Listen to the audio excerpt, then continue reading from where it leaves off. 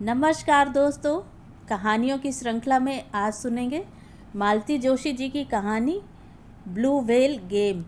लेकिन उससे पहले मेरा आपसे विनम्र अनुरोध है कि अगर मेरे द्वारा सुनाई हुई कहानियाँ आपको अच्छी लगती हैं तो मेरे चैनल को सब्सक्राइब ज़रूर करें, लाइक करें और अपने दोस्तों और परिचितों में शेयर भी करें। बेल आइकन दबाना बिल्कुल भी ना भूलें। आज सुनिए ब्लू व्हेल गेम। वह आधे रास्ते में ही थी कि बारिश शुरू हो गई। रास्ते में कहीं कोई छाया भी नहीं थी कि आसरा ले लेती। भीगे कपड़ों में चलना मुश्किल हो रहा था।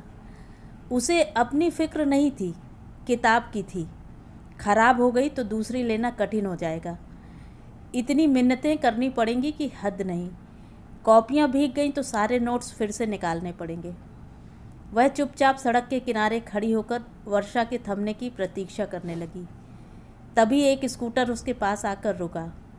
वह तो एकदम डर गई। तभी उस व्यक्ति ने हेलमेट थोड़ा ऊपर उठाकर पूछा, मोहित की बहन हो ना? उसने सिर हिला दिया। आओ, मैं घर तक छोड़ देता हूँ, मैं भी वहीं पास में ही रहता हूँ।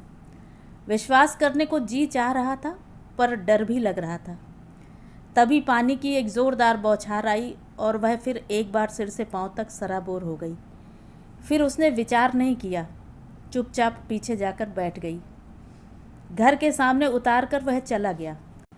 धन्यवाद करने का भी अवसर नहीं मिला। माँ शायद खिड़की से देख रही थी। घर में घुसते ही कोर्ट मार्शल शुरू हो गया। किसके साथ आई हो? भैया के कोई दोस्त हैं। क्या नाम है? नाम तो पूछ नहीं पाई। नाम पता जाने बिना महारानी स्कूटर पर सवार हो गई। और कहीं ले जाता तो? पानी ज़ोर से बरस रहा था और मेरे पास छाता भी नहीं था, इसलिए। तो क्या हुआ? मिट्टी की तो नहीं थी कि पानी में गल जाती। उसे दनादन छींके आ रही थीं और माँ थी कि दनादन बोले चली जा रही थी। आखिर उसने कहा, मैं जाऊँ कपड़े बदल लूँ, बाकी भाषण बाद में दे लेना। उसकी बात ने आग में घी का काम किया। माँ और ज़ोर से शुरू हो गई, पर उन्हें अनसुना कर वह कपड़े बदलने चली गई। फिर बाहर आई ही नहीं, पर माँ देर तक भुनभुनाती रही। भैया के घर आते ही फिर शुरू हो गई। पता नहीं कौन था, अपने आप को तुम्हारा दोस्त बताकर इसे स्कूटर पर घर छोड़ गया। भैया एकदम आग बबूला हो गए। खबरदार, जो मेरे किसी दोस्त से बात की, दोबारा किसी के साथ देखा तो टांगे तोड़ दूंगा। उसे इतना गुस्सा आया। इतनी सी बात का कितना बड़ा इश्यू बना रहे हैं ये लोग। ऐसा क्या अनर्थ हो गया? एक भले आदमी ने भरी बरसात में लिफ्ट ही तो दी है। उस दिन का भीगना उसे बहुत भारी पड़ गया, शारीरिक रूप से भी और मानसिक रूप से भी। शाम तक उसे तेज़ जुकाम हो गया और अगले 2-3 दिन बुखार में तपती रही। बुखार उतरने के बाद भी कमज़ोरी लग रही थी। स्कूल जाने की हिम्मत नहीं हो रही थी, पर कितने दिन गोल करती। 12वीं का साल था। एक एक दिन महत्वपूर्ण था। 5वें दिन वह स्कूल से लौट रही थी कि फिर वही स्कूटर आकर रुका। घर छोड़ दूं? 2-3 दिन से दिखाई नहीं दी। बुखार हो गया था। खैर, उसका इंतज़ाम तो तुमने खुद ही कर लिया था। उस दिन मैं ज़बरदस्ती न करता तो निमोनिया भी हो सकता था। भले ही हो जाता, पर घर पर डांट तो ना खानी पड़ती। इतनी सी बात पर घर पर डांट पड़ गई। आपके भाई साहब भी तो लड़कियों को घुमाते रहते हैं, उन्हें डांट नहीं पड़ती? उसकी बात को अनसुना करके उसने कहा, प्लीज़ आप इस तरह सड़क पर मुझसे बात मत कीजिए। किसी ने देख लिया और घर पर चुगली कर दी तो मेरी शामत आ जाएगी। कल को ये लोग मेरा स्कूल ही छुड़वा देंगे। और वह पलट कर चल दी। कानों में वही बात गूंज रही थी। आपके भाई साहब भी तो लड़कियों को घुमाते रहते हैं, उन्हें डांट नहीं पड़ती? आज वह घर जाकर माँ से यह बात ज़रूर कहेगी। हालांकि उसका कोई फ़ायदा नहीं होगा। माँ भैया के खिलाफ एक भी शब्द नहीं सुन सकती, उल्टे उसे ही डांट पड़ेगी। अब तो उसकी बराबरी करेगी। जाने दो, यह बात किसी से कहनी ही नहीं है, नहीं तो वही पूछताछ शुरू हो जाएगी। तुझे कैसे पता चला? तुझे किसने बताया? क्या वह फिर मिला था? और वह बेचारा कितने प्यार से पूछ रहा था। 2-3 दिन से दिखाई नहीं दी। मतलब उसकी अनुपस्थिति को किसी ने तो नोटिस किया था। वह पुलक से भर उठी।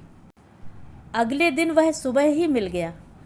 घर पर ना सही स्कूल छोड़ सकता हूँ? ना बाबा, वहाँ तो 1000 आंखें हैं देखने वाली। कोई ना कोई घर पर बता ही देगा। बाप रे, इतनी पहरेदारी। खैर ठीक भी है, सुंदर लड़कियों के माँ बाप को चौकस रहना ही पड़ता है। सुंदर कौन? मैं? और वह हंस दी, एक कसैली सी हंसी। क्यों? पता है, माँ से सब लोग कहते हैं आम के पेड़ में यह जामुन कैसे फल गया। बेवकूफ़ हैं वे लोग, उन्होंने कभी जामुन की मिठास चखी ही नहीं है। मतलब सुंदरता का अर्थ सिर्फ गोरा रंग ही नहीं होता। दरअसल सुंदरता किसी के चेहरे में नहीं होती, देखने वाले की आंखों में होती है। अनायास ही उसने आंख उठाकर उसकी ओर देखा और तुरंत ही नज़रें झुका लीं। एक अनिर्वचनीय सुख से वह नहा उठी थी। उसे लगा और थोड़ी देर वहाँ खड़ी रही तो पता नहीं क्या कर बैठेगी। उसके वे शब्द, उसकी वे आंखें उसके दिलो दिमाग पर छा गई थीं। अपने दबे हुए रंग को लेकर वह हमेशा ही एक तरह के हीन बोध से ग्रस्त रही है।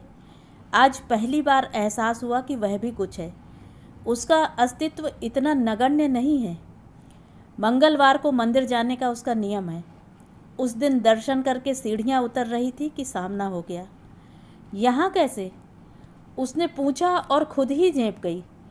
मैं भी कैसी बेवकूफ़ हूँ। मंदिर में कोई क्यों आएगा?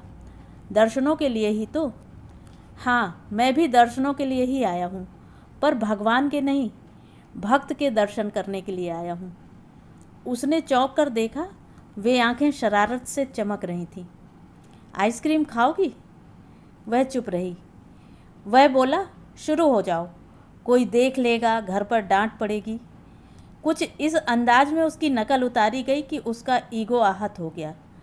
उसका मन विद्रोह कर उठा। चलिए, उसने कहा और दोनों चलकर एक आइसक्रीम वाली गाड़ी के पास खड़े हो गए।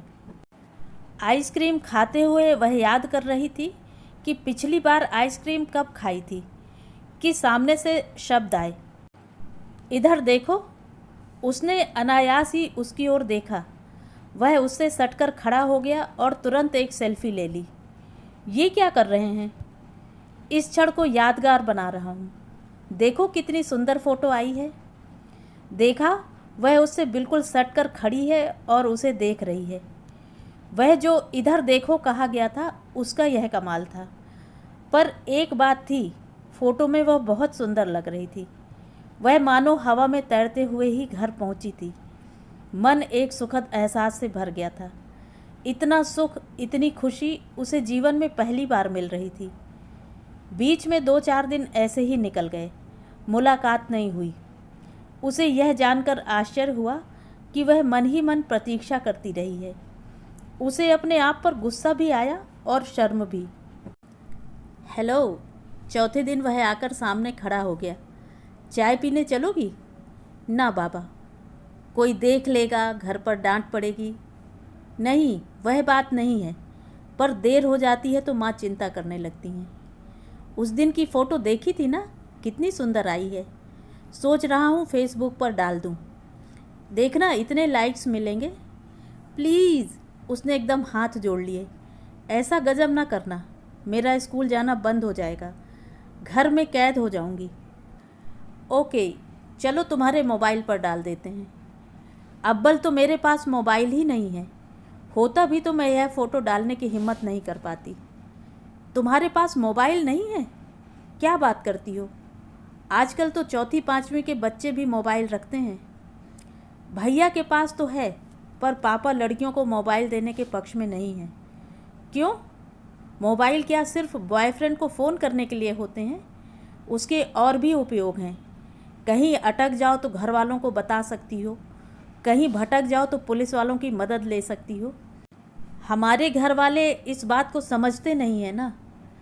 तो फ्रेंड, चलो आओ चाय पीते हैं, माइंड फ्रेश हो जाएगा। उसने इनकार नहीं किया। वह तो सामने वाले को नाराज़ करना नहीं चाहती थी।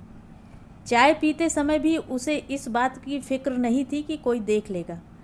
फेसबुक का डर उसे खाए जा रहा था। मैं आपसे फिर रिक्वेस्ट करती हूँ, वह तस्वीर फेसबुक पर मत डालिएगा, नहीं तो गज़ब हो जाएगा। तुम्हारा स्कूल छूट जाएगा, यही ना? मेरा जो होगा सो होगा, पर भैया आपको भी नहीं छोड़ेंगे, बहुत खूंखार हैं। तो मैंने क्या चूड़ियाँ पहन रखी हैं? ईंट का जवाब पत्थर से देना जानता हूँ।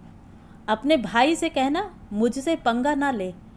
अगर लड़ने भिड़ने मेरे दरवाजे आया तो जिंदा वापस नहीं जाएगा। सर से पांव तक कांप उठी वह, चेहरे पर हवाइयाँ उड़ने लगी। लाख दुर्दांत सही, वह उसका इकलौता भाई है। उसे कुछ हो गया तो अपने आप को वह कभी माफ़ नहीं कर पाएगी। अगर जिंदा रही तो भैया पहले उससे ही निपटेंगे। रात भर वह बड़ी बेचैन रही। कल तक जो एहसास बड़ा लुभावना और रोमांचक लग रहा था, आज एकाएक डरावना लगने लगा। उसे लगा परिवार की लक्ष्मण रेखा लांघकर उसने अच्छा नहीं किया। माँ डांटती हैं, भैया धमकाते हैं, तो उसके पीछे कोई कारण तो होगा। उन्होंने मुझसे ज़्यादा दुनिया देखी है। वह बिना वजह जोश में आ गई थी। जिस व्यक्ति का नाम भी नहीं जानती, उसके साथ आइसक्रीम खाने चली गई, चाय पीने चली गई, और तो और उसके साथ सेल्फी भी। अब डर लग रहा है, उसने सचमुच फेसबुक पर डाल दी तो वह कहीं की नहीं रहेगी। पापा का तो हार्ट फेल ही हो जाएगा, और भैया पर क्या गुजरेगी, इसकी कल्पना से उसकी रूह कांप उठी। अपने मन की बात किसी से कह पाती तो शायद कुछ राहत मिलती, कोई राह भी मिलती, पर कहे तो किससे कहे? सहेलियों से कहना मतलब अपना मखौल उड़ाना है। एक से दूसरी तक होते हुए बात सारे स्कूल में फैल जाएगी, और उसका अंतिम रूप पता नहीं क्या होगा। छोटी बहन बगल में सो रही थी, पर उससे कहने का सवाल ही नहीं उठता। पूरी लाउड स्पीकर है, अभी आधी रात को ही माँ को जगाकर सारी रामायण सुना देगी। घर में कोहराम मच जाएगा। अच्छा है कि उसका स्कूल दूसरा है और वह बस से जाती है, नहीं तो अब तक घर वालों को सारी कहानी पता चल गई होती। शायद वह अच्छा ही होता। तबीयत का बहाना बनाकर वह 2 दिन स्कूल नहीं गई। तीसरे दिन उसने स्कूल का रास्ता ही बदल दिया और टाइम भी। माँ से कह दिया कि शाम को एक्स्ट्रा क्लासेस हैं। उस बहाने आज एक सहेली के घर, कल दूसरी सहेली के घर देर तक रुकी रही। पर ऐसा कब तक चलता?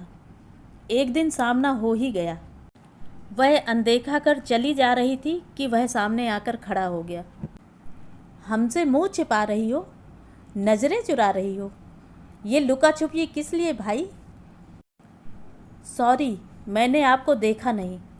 तो अब देख लो, नज़र उठाकर देख लो, जी भर के देख लो। उसकी नज़र उठी तो वह डर गई थी, कहीं उसने फिर फ़ोटो ले ली तो। क्या बात है, आज बहुत एटीट्यूड दिखा रही हो। नहीं तो, उसने कहा, पर वह बहुत डर गई थी। एटीट्यूड तो आज वह दिखा रहा था जिससे घबराहट हो रही थी। देखो, हम दोस्त हैं और दोस्त रहेंगे, तो कल शाम मिलते हैं 4 बजे। क्यों? उसका स्वर कांप रहा था। काम है, कल बताऊंगा। तो 4:30 शार्प, समझ गई ना? ना आ पाऊँ तो?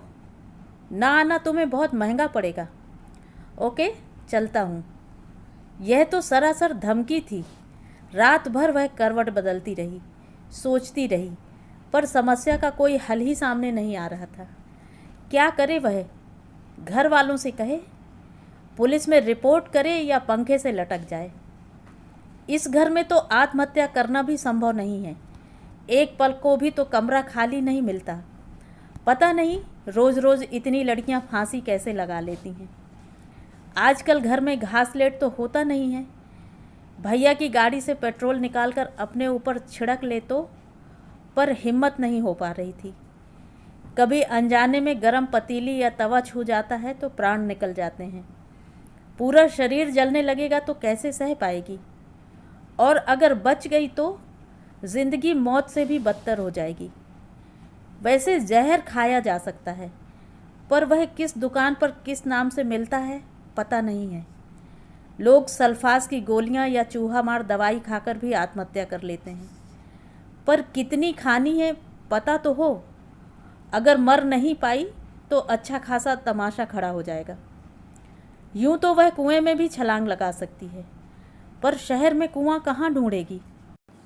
सुबह उठी तो सिर भारी था। स्कूल आज उसने फिर गोल कर दिया। माँ ने पूछा भी और डांटा भी, पर सिर दर्द का बहाना किए वह लेटी रही। 4 बजे वह एक निश्चय के साथ उठी। आज इस एपिसोड को ख़त्म करना ही है, परिणाम चाहे जो भी हो। उसने माँ से कहा कि वह सहेली के यहाँ नोट्स लेने जा रही है और माँ की अनुमति की प्रतीक्षा किए बिना ही चल पड़ी। वह प्रतीक्षा ही कर रहा था। क्या उसे विश्वास था कि वह ज़रूर आएगी? That's like a good girl. आओ बैठो। वह मूर्तिवत खड़ी रही। कम ऑन यार, इस तरह सड़क पर खड़ी रहोगी तो जो नहीं देखना चाहते वे भी देख लेंगे। आप मुझे ब्लैकमेल कर रहे हैं, उसने साहस जुटाकर कहा।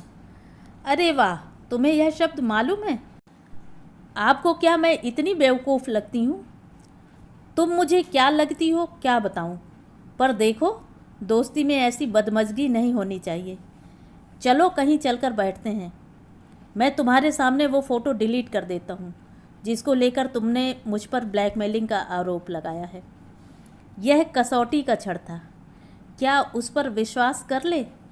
पर विश्वास किए बिना मुक्ति नहीं थी। वह फ़ोटो उसके पास था, वह उसका कभी भी कैसा भी उपयोग कर सकता था। वह चुपचाप पीछे बैठ गई। उसे घुमाता हुआ वह बहुत दूर की कॉलोनी में ले गया और एक बंगले के सामने गाड़ी रोक दी। आप तो हमारे मोहल्ले में रहते हैं ना? मैं वहीं रहता हूँ। यहाँ मेरा दोस्त किराए से रहता है। आज उसके मकान मालिक सपरिवार किसी शादी में गए हैं, इसलिए अत्यंत कृपावत होकर उसने चाबी मुझे दे दी है, उसने कमरे का ताला खोलते हुए कहा। जब तक वह कुछ समझ पाती वह कमरे के अंदर थी और दरवाज़ा बंद हो गया था। 2 घंटे बाद उस कमरे से जो बाहर निकली वह कोई और ही लड़की थी। शरीर और मन से लुटी पिटी और टूटी हुई वह सड़क पर असमंजस में खड़ी थी।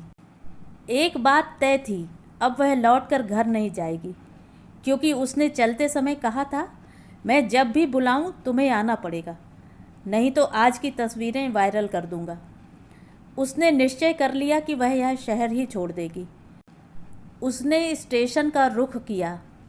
उसे अंदाज़ा नहीं था कि यहाँ से स्टेशन कितनी दूर है। उसके पास किराए के पैसे भी नहीं थे। पूछते पूछते गिरते पड़ते वह किसी तरह पहुँच ही गई। हमेशा की तरह स्टेशन पर भारी भीड़ थी। शायद कोई ट्रेन आने को थी। प्लेटफॉर्म खचाखच भरा हुआ था। उसे लगा किसी से पूछ ले कि कौन सी गाड़ी है, कहाँ जा रही है, पर फिर उसे लगा कि उसके प्रश्न पर लोग उसे शक की नज़र से देखेंगे। उसके पास कोई सामान भी नहीं है। वैसे भी क्या फ़र्क पड़ता है, उसे तो जाना है। वह भीड़ को चीरते हुए प्लेटफॉर्म के आखिरी सिरे तक चली गई। यहाँ आखिरी डिब्बे रुकेंगे, उन्हीं में चढ़ जाएगी। स्टेशन पर अनाउंसमेंट हो रही थी, पर उस समय वह अपने में ही खोई हुई थी। वह सोच रही थी, अगर विदाउट टिकट पकड़ी गई तो उसके साथ कैसा सलूक होगा। भेड़िए तो हर जगह होते हैं, अकेली लड़की तो कहीं भी सुरक्षित नहीं है। अगर कुछ दयावान लोगों ने पूछताछ करके उसके घर खबर कर दी तो, या पुलिस वालों ने सौजन्य दिखाकर उसे वापस घर भेज दिया तो, वह स्थिति तो मृत्यु से भी भयंकर होगी। दूर से गाड़ी की सीटी नहीं, हॉर्न सुनाई दे रहा था। काला विशालकाय इंजन धड़धड़ाता हुआ आगे बढ़ रहा था। उसने एक क्षण घर वालों को याद किया और अगले ही पल पटरी पर छलांग लगा दी।